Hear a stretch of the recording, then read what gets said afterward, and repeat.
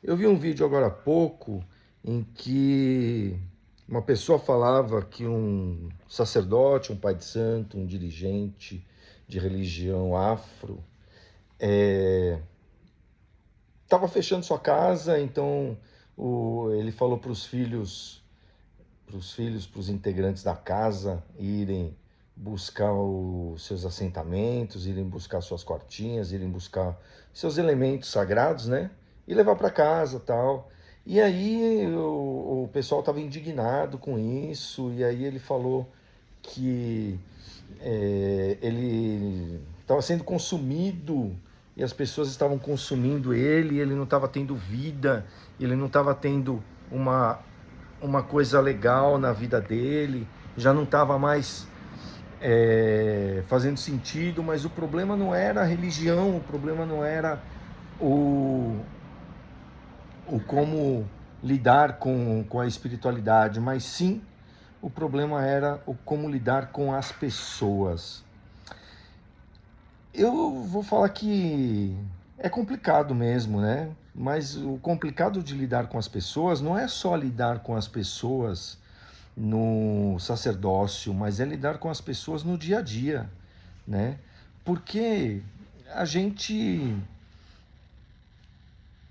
nós seres humanos, somos seres sociais.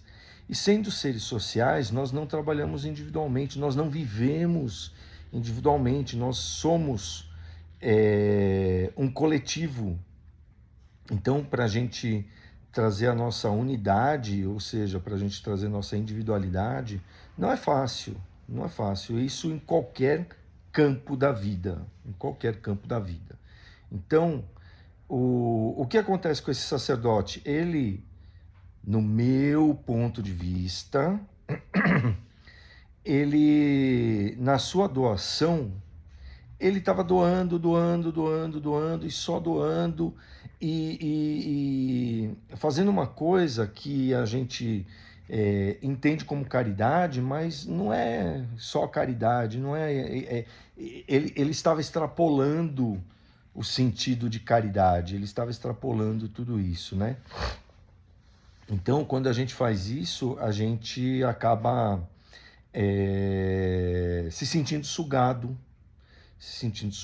e entendendo que o, o adepto, o filho de santo, aquele que está, que faz presente, que se faz presente na casa, ele está só para receber e não para doar. O que eu acho um erro, porque as pessoas estão sim para doar, só que a gente tem que entender o que é a doação, né?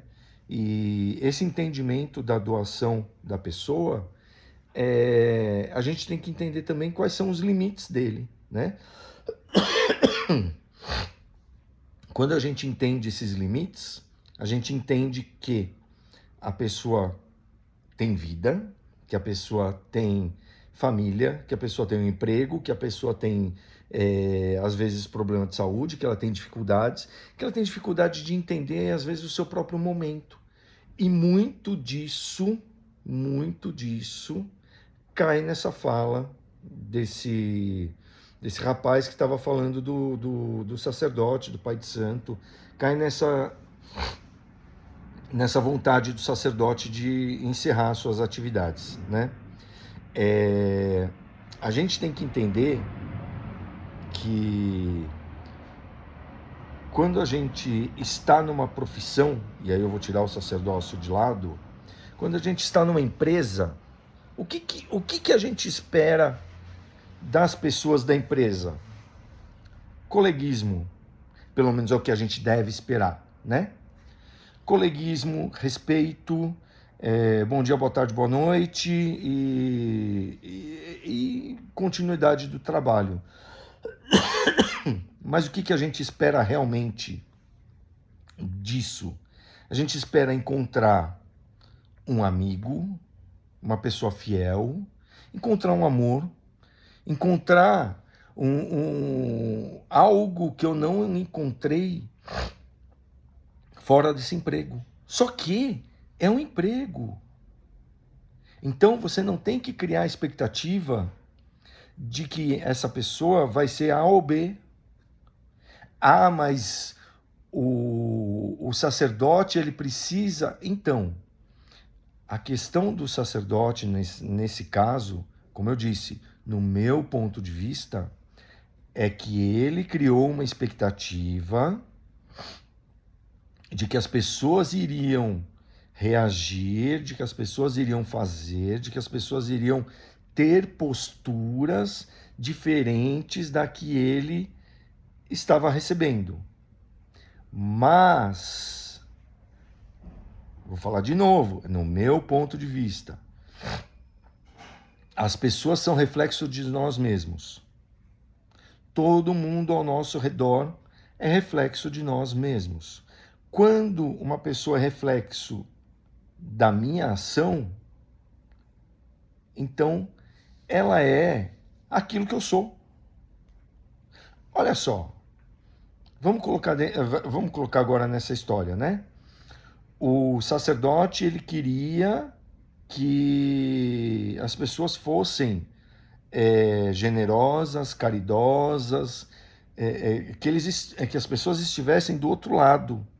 Só que, quando ele assume esse papel de generoso, de caridoso, de quem faz, daquele que está sempre à disposição, ele coloca as pessoas num lugar de que podem utilizar desta disposição da forma que elas quiserem. Ao contrário, se ele chegasse e falasse, olha, você precisa fazer as coisas e depois que você fizer e não der certo, aí você me procura com orientação. Quando a gente orienta, a gente consegue fazer com que as pessoas tenham essa força, né? Eu sempre falo, sabe? Essa frase não é minha, essa frase é do Cumino. O sacerdote não, umbandista, ele não é cordeiro, umbandista é leão, umbandista é quem faz. Então, se o umbandista é leão, é quem faz, a gente não tem que limitar, a gente tem que dar ferramenta. Todo mundo do Centro Irmãos de Alma, todos, sem exceção, passaram pelo desenvolvimento mediúnico. Para que passaram pelo desenvolvimento mediúnico? Para terem ferramentas para se cuidar. Ah, mas tem gente que me pergunta o que fazer? Tem. Mas eu não quero, e eu não tenho, e eu dou essa autonomia para que as pessoas não fiquem dependentes de mim. Então, ser sacerdote não é ter dependentes. Ser sacerdote não é fazer somente pelos outros. Não é só entrega. Não, mas essa entrega ela vem muito antes do problema. Porque quando vem uma fala dessa, vem um vídeo desse, um vídeo de 5 minutos do Instagram, falando disso, de que o sacerdote estava lá arrependido de ter aberto a casa. Poxa, é grave isso, porque ele não soube, infelizmente, ele não soube doutrinar, ele não soube doar o seu conhecimento, ele não soube, ele quis segurar e arrebanhar pessoas, que não é isso. A Umbanda não é arrebanhadora. Na Umbanda não tem rebanho. Na Umbanda tem leão.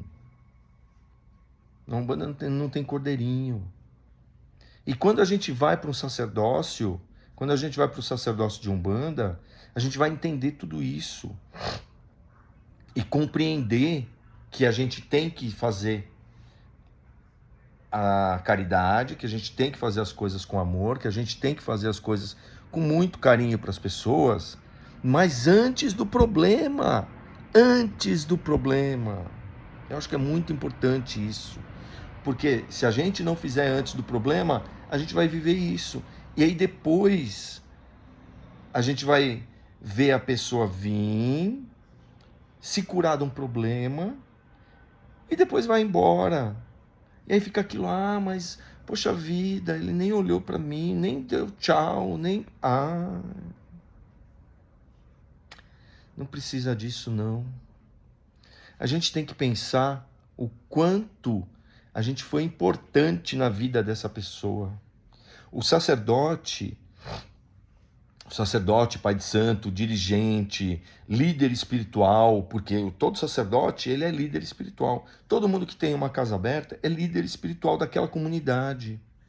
Tem que pensar o quanto você fez diferença para aquela pessoa. Mas não tem que esperar a gratidão.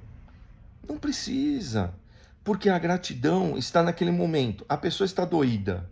E aí você vai e cuida daquela pessoa. Você dá uma palavra amiga, faz um trabalho, faz uma firmeza, ensina a pessoa a fazer uma firmeza. Mas as pessoas têm capacidade? Então, se a gente está falando de filho de santo, tem.